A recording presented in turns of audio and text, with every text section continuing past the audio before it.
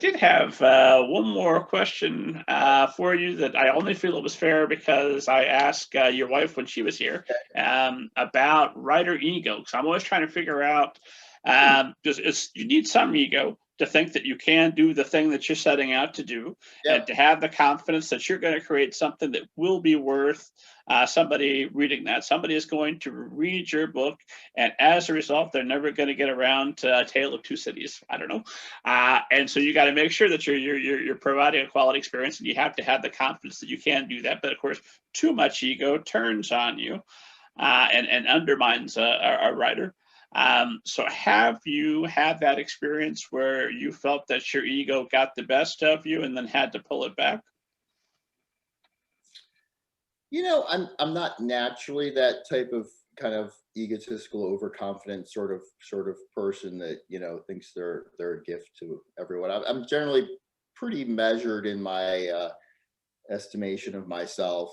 So I don't really, I'm not like, I'm no egoist who thinks they're God's gift to literature. I like try to be pretty realistic about, I think because I came into the arts via architecture, which is kind of it's they call it the mother of the arts. It is an art, but it's highly collaborative. And especially doing it in a place like New York City, it's pretty brutal. Like architects are really hard on each other. So I came from a profession that kind of stomps down your ego. So I didn't, when I came to books, I was pretty measured about what I was going to accomplish. I work really hard. With everything I do, I try to improve what I do. And it's one of those professions where you learn to kind of, keep your head down and work really hard. And not think too much of that. But you are right. You do have to think that what you're doing is worth doing, and you have to have, nobody really knows what's great and what isn't, aside from the Great Gatsby or something. Nobody knows if this little book is that much better than that little book. So you just have to have the confidence that mine is worth publishing, mine is worth reading. I completely agree with you.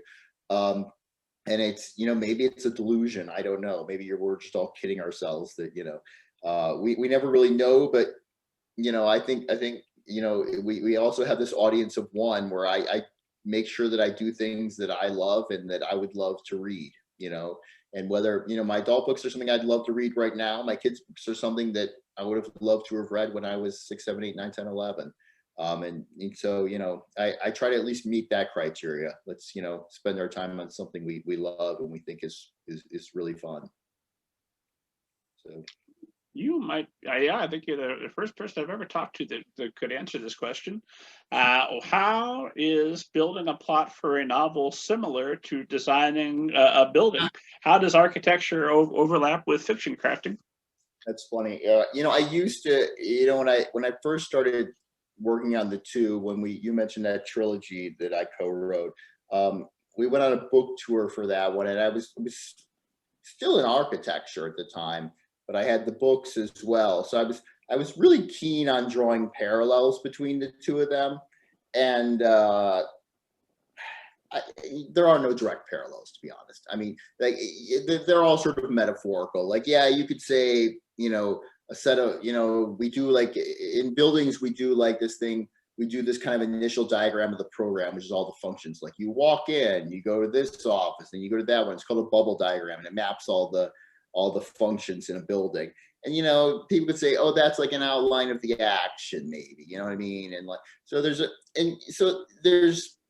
things, but they're not really the same. And if you know how to make a bubble diagram, you don't know how to write an outline for a book. You know what I mean? They're totally different crafts. What I mean? I kept trying to tell myself, oh, there's gonna be all this overlap. There's no overlap. It's a completely different art form that you have to learn. They're both detailed, meticulous, time consuming. That's probably the only thing they truly have in time, is that both things, architecture is one of those terms where just infamous for taking massive amount of time. Architecture, these people that are always in the office till 2 a.m.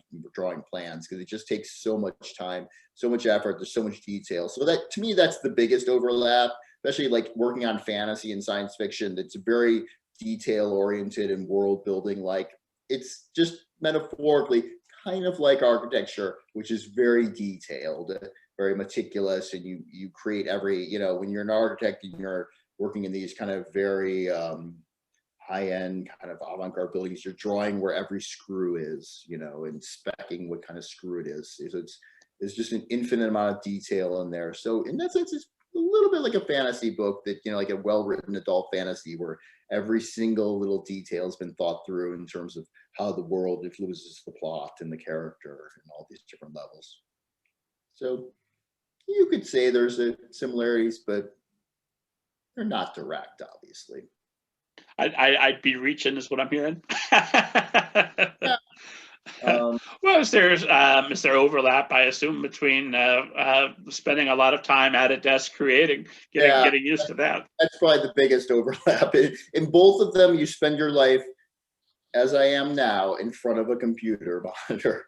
And one I'm typing, and the other one's a lot of clicking in AutoCAD. But yeah, it's not good for your eyes or your back.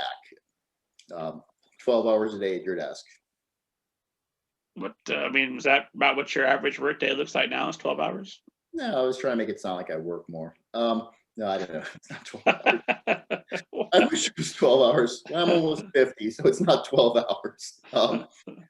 You know, I work at, you know, we work from home, so it's like I get up, I start working, stop for lunch, stop for dinner, I'll go back to my desk a little bit. You know, it's as much as I can do. But yeah, you know, the when I had an architecture firm, it was 12 hours, and that, you know, I was in my 30s, and that almost killed me. So those days When were. you're done writing, is it time to read, or how are you unwinding during quarantine?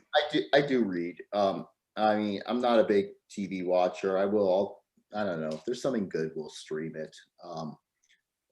Sadly, there's been a dearth of quality programming in the quarantine. I can't think of something good I've watched, but I watch all the genre shows. I'll watch all the sci-fi and fantasy shows if there's something good.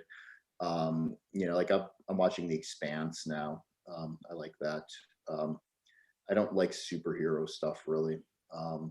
So yeah, I read.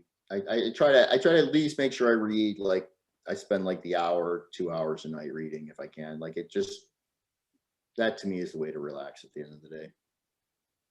I'm just thinking about how much time I could free up if I didn't like the superhero stuff, because that's like a Probably a third of lot, American media because off the table. there's a lot of it out there. Well, you know, I grew up reading comic books. I mean, I loved superhero stuff. I'm just not as into it at this point in my life. I don't like them. I don't like the Marvel stuff now. It's too goofy. When I was a kid and I read Marvel comics, they were much more serious, and I quite like them. But it's too many jokes now.